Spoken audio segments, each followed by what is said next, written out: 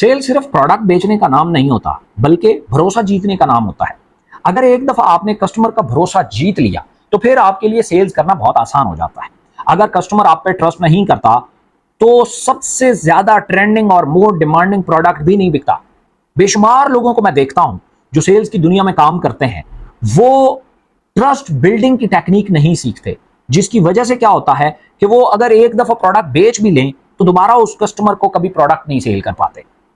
तो last video में जैसे मैंने जिक्र किया था कि नो को यस में कैसे कन्वर्ट करते हैं, ऑब्जेक्शन हैंडलिंग कैसे होती है, तो इस वीडियो में मैं जिक्र करने वाला हूं आप ट्रस्ट और क्रेडिबिलिटी कैसे बिल्ड कर सकते हैं, कस्टमर का ट्रस्ट कैसे गेन कर सकते हैं।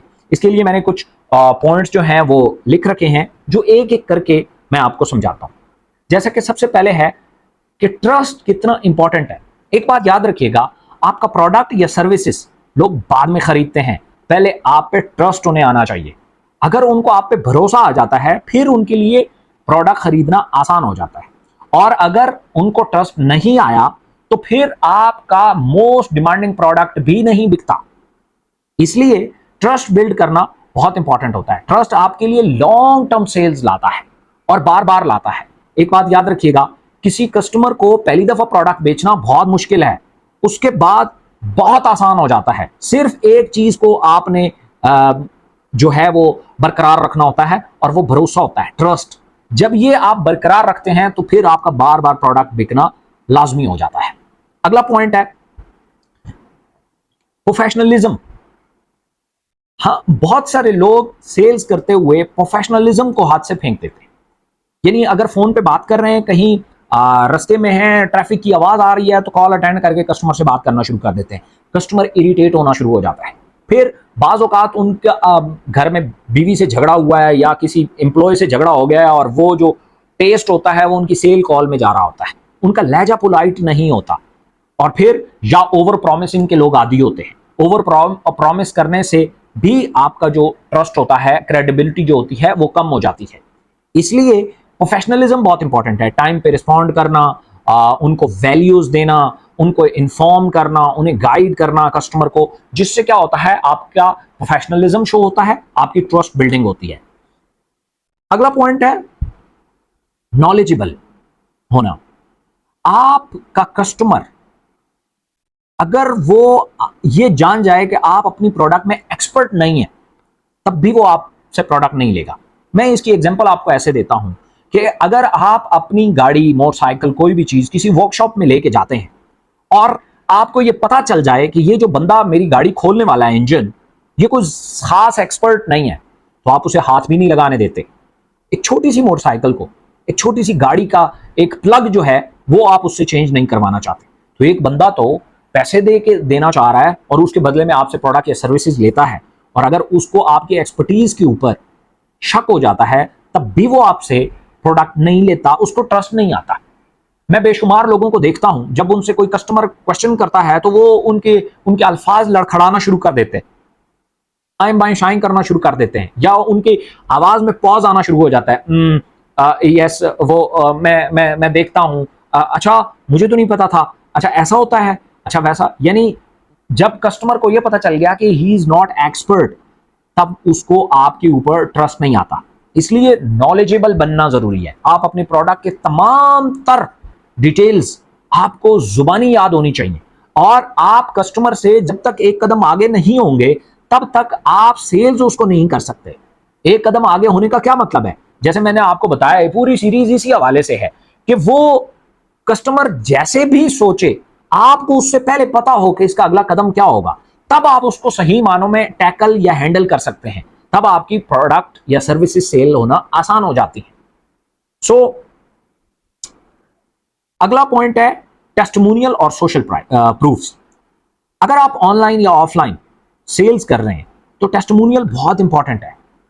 आपके बारे में लोग क्या रिव्यूज रखते हैं, क्योंकि आपने एक चीज देखी होगी, अगर आप भी कभी ऑनलाइन कोई चीज परचेज करने जाते हैं तो आप जैसे ही उस प्रोडक्ट की डिस्क्रिप्शन देखते हैं तो नीचे कमेंट्स लाजमी देखते हैं, उसकी रेटिंग लाजमी देखते हैं, क्यों कि कमेंट्स में लोग उसके बारे में क्या कह रहे हैं। तो यही चीज वो भी देखना चाहता है। अगर वो मुंह से नहीं बोल रहा एक अलग बात है, बट वो ये देखना चाहता है कि क्या ये जो प्रोडक्ट या सर्विसेज आप दे रहे हैं, इसका कोई टेस्टिमोनियल भी है? क्या लोगों ने पहले इसको यूज भी किया हुआ है? क्या लोग इसके बारे में क्या राय रखते हैं? ये बहुत इंपॉर्टेंट है। अगर ये उसके कहने से पहले आप उसके सामने रख दें तो आपकी ट्रस्ट बिल्डिंग होती है, क्रेडिबिलिटी बढ़ती है।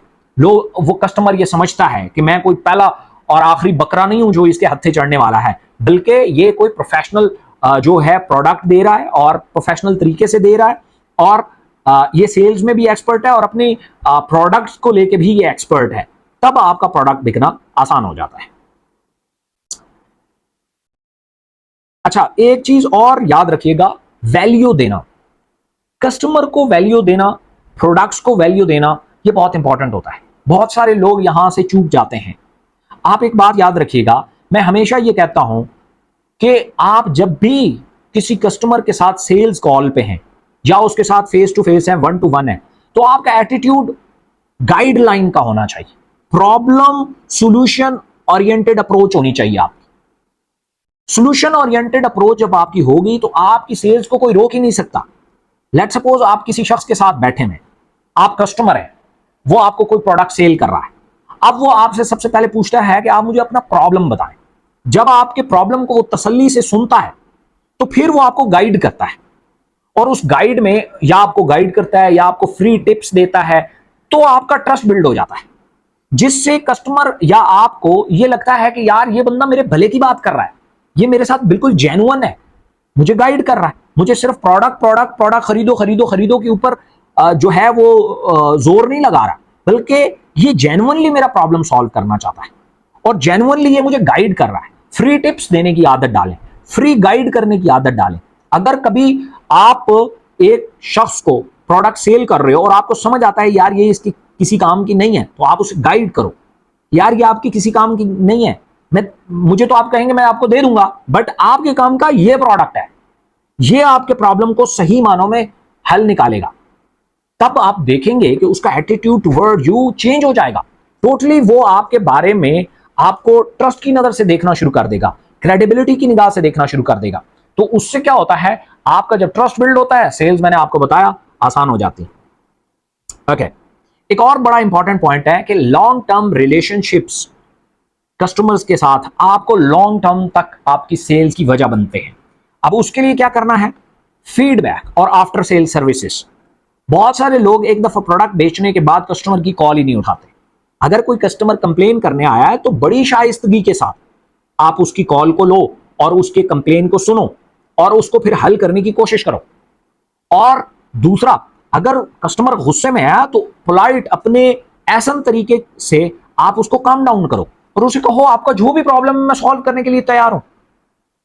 उसमें आप अपनी रिटर्न पॉलिसी को देखो, क्या आप रिटर्न पॉलिसी के जरिए उसको काम डाउन कर सकते हैं, लॉन्ग टर्म रिलेशन बना सकते हैं, ये बहुत इंपॉर्टेंट है। और फिर आप कुछ अरसे बाद उससे फीडबैक लो, आपने सर प्रोडक्ट ऑर्डर किया था, आपने हमारा कोर्स लिया था, उससे कोई फर्क पड़ रहा, उससे कोई फर्क पड़ रहा है, वो आपका मसला हल कर रही है। आपकी जो भी रिव्यूज हैं, ऑनेस्ट रिव्यू हमारे लिए बहुत बहुत वैल्यूएबल है। इस तरीके से दो बड़े फायदे होंगे, एक तो उसके साथ आपका लॉन्ग टर्म रिलेशन बिल्ड होगा, दूसरा आपके पास बहुत ज्यादा रिव्यूज आना शुरू हो जाएंगे, जिसको दिखा के आप मजीद कस्टमर को अपना जो है उनको ट्रस्ट दिला सकते हैं, उनको भरोसा दिला सकते हैं। इसलिए ये बहुत इंपॉर्टेंट है। जब तक आपके माइंडसेट में है कि मैंने इस कस्टमर के साथ लॉन्ग टर्म चलना है, तब आप देखें कि ऑटोमेटिकली आपके अंदर एक एटीट्यूड डेवलप हो जाएगा। ऑटोमेटिकली आप ट्रस्ट और क्रेडिबिलिटी के ऊपर बात करना शुरू करेंगे। ऑटोमेटिकली आप कस्टमर को किसी भी हालत में सेटिस्फाइड करने की कोशिश करेंगे और you will get amazing result. तो मैं उम्मीद करता हूं कि अगर आप इन चंद पॉइंट्स को सही मानों में अपनी सेल्स में एक एक करके उतार लें तो आप देखेंगे कि आपकी सेल्स कैसे होती हैं।